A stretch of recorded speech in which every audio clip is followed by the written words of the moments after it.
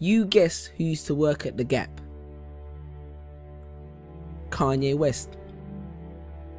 Guess who used to sell hot dogs at the mall? Eva Mendes. I heard President Andrew Johnson was a tailor, George Washington was a surveyor, Herbert Hoover was an engineer, Theodore Roosevelt was a rancher, and President Jimmy Carter was a peanut farmer. Hugh Jackman, who plays Wolverine, was a clown. But look who's laughing now. You know what I noticed about successful people? Successful people take a course of action which coincides with their belief or passion. Put your hand up if you work a 9 to 5, or 5 to 9, or just any job which you don't enjoy but takes up half your time. Well, hopefully in a couple weeks, months, days, years time, you'll be able to come back to this video, hear that first line, and keep your hand down.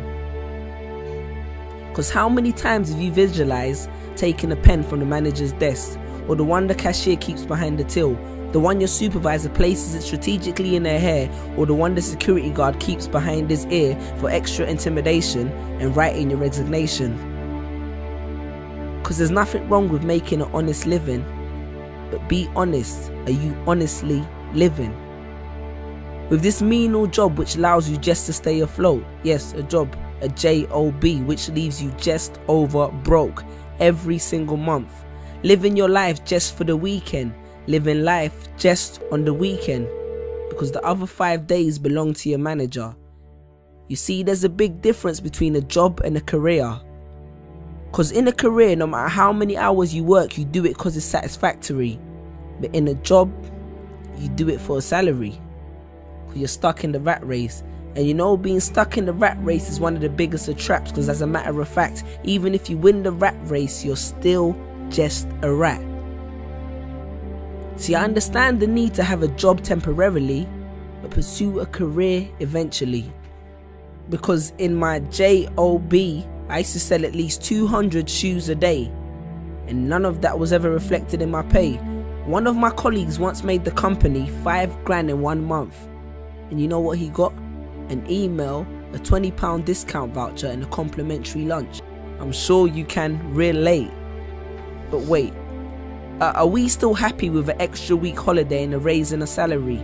Perhaps we need more clarity. Let's look at the statistics. Because the Industrial Revolution was beneficial technologically, but it coerced a lot of people into factories for ridiculous salaries to benefit their families, and that shaped people's mentalities exponentially, and essentially it became the norm to work for someone else by the turn of the century. And I could have regurgitated facts and figures to support this, but I choose not to boast. Plus that would give them nothing to write about in the Huffington Post. Now in 3 years I've had 6 jobs, and that made me think that long term I could never be happy working one of these jobs. And I used to have a rich uncle called Steve, and they say that apple don't fall far from the tree, so maybe subconsciously I was trying to get one of Steve's jobs. I understand more than anyone that a job allows you to pay the bills, make ends meet and survive. But that's exactly what it is, surviving, not living. I hope you're aware of the difference. It's like when you hear but don't listen. Because you can hear good advice, but if you don't heed it, it does no benefit to your system. The same way only knowledge with application is wisdom. I hope you're creating the distinction. Sean Corey Carter said it best. 9 to 5 is how you survive, and I'm not trying to survive. So he strived hard for his dream, and look where it took him. So bear that in mind next time you drive past that arena in Brooklyn. But then again, survival is the only trait that every human being has in common. And do not take this as a reason to quit your job, go back home and stare at a computer screen, because a government check plus idleness does not equal success. Success will not fall in your lap. In my family we have a saying. It says, if you really want to grow trees, pray for rain, but don't neglect to water your seeds. Chase your dreams. Because I wrote this on the back of a pay slip, on the late shift, the grave shift of slave ship for makeshift wages. Google the term corporate sharecropping and you understand what I'm talking about. If somebody wants to do these jobs, then let them. And from the bottom of my heart, I respect them. Because I once met a garbage man who was the happiest man that I've ever met.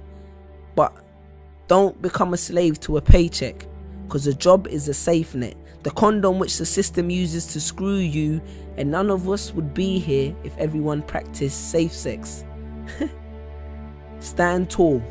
And if you're not sure if you're building someone else's dream, maybe this will help. Jerry Giles said, "You will recognize your own path when you come upon it, because you will suddenly have all the energy and imagination you will ever need." And don't be afraid to innovate, because it's not about how much change you make, but rather about how much change you make. Because a business that makes nothing but money is a poor business. So you decide what your life is worth, your passion or your paycheck. Because your playing small does not serve the world. Because what is our deepest fear? It's not that we're inadequate. Our deepest fear is that we are powerful beyond measure. Confucius. Choose a job you love and you will never have to work a day in your life. Peace.